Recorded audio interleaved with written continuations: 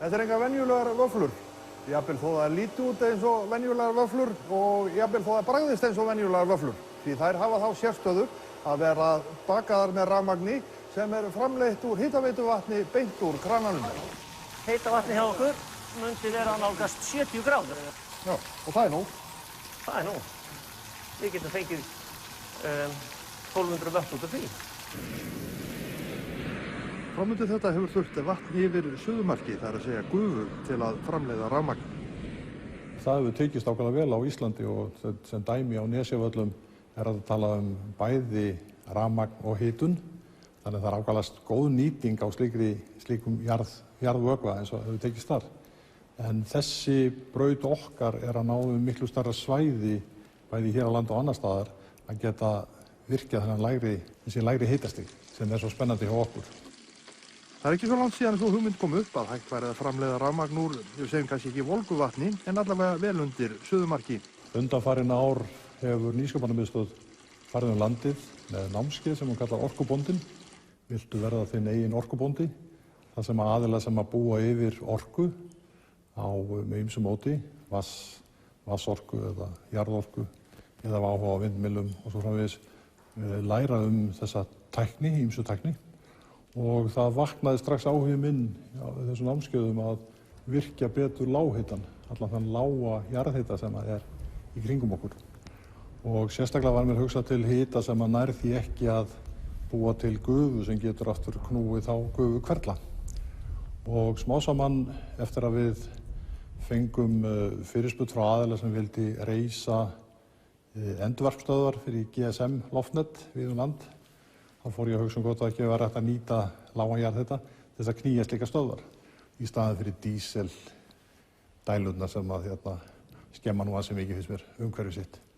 Og þá var til þessi grunnhugsun að rafstöðinni sem yrði knúin af lághita vatni, en þetta lághita vatn, kannski segjum 60-70 gráður, yrði notað til þess að hita annan vinnuvökva, ekki vatn, heldur vinnuvökva sem þurfti að velja. Þessi vinnuvökvi sem hún nefnir, hver hann? Við höfum prófað ýmsa vinnuvökva, en þessi heitir R134A og í raun og veru vistvænn vökvi, mjög þungur vökvi, stórt molekúl sem þó vistvænn og síður við kannski 2 gráður. Við 60 gráðurnar hann kannski komin í 15 loftþyngdir og nægi til þess að virkilega knýja hverfilinn okkar sem við kallum þanhverfil og svolítið nýtt mix með nokkrum áhugaverðum einkaleyfisþáttum. Hér vorum við að skoða frá heita vatninu. Og heita vatnið kemur inn í þessa vélbúna hér og hitar upp varmaskipti hér. Og fer síðan bara sína leið hérna út.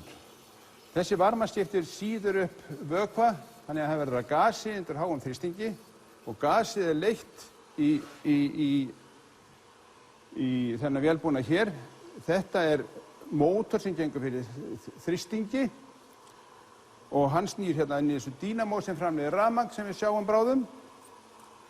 Og til þess að hann snúist þá þarf að vera lágur þrýstingur hérna megin og það gerist með því að það kemur kalt vatn í þennan varmaskipti og kælir hérna niður.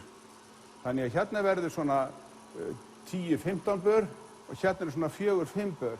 Og það þessi mismunur sem að knýr þennan mótor, knýr dínamóin og allt saman.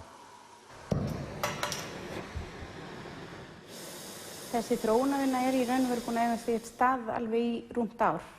Hugmyndin kviknaði og hugmyndafræðilega stóðst þetta, en að fá það til þess að virka tæknilega hefur tekið ár. Mjöll framkvæmdastjóri XRG Power EHF, sem fyrirtæki þetta verkefni, stofnað af Nýsköpunarmiðstöð. Ýmsir hafa líka lagt verkefninu lið, eins og Startup Energy Reykjavík, Tækniþróunarsjóður og Frumkvöðlasjóður Íslandsbanka. Þeir eru búin að ná því marki núna að kveikja ljós, en hvað tekur nú við? Við ætlum í raunprófanir bara snemma í byrjun næsta árs og tengja við borholu, sem einmitt ofköld fyrir þessa hefðbundnu jarðvarmavirkjanir.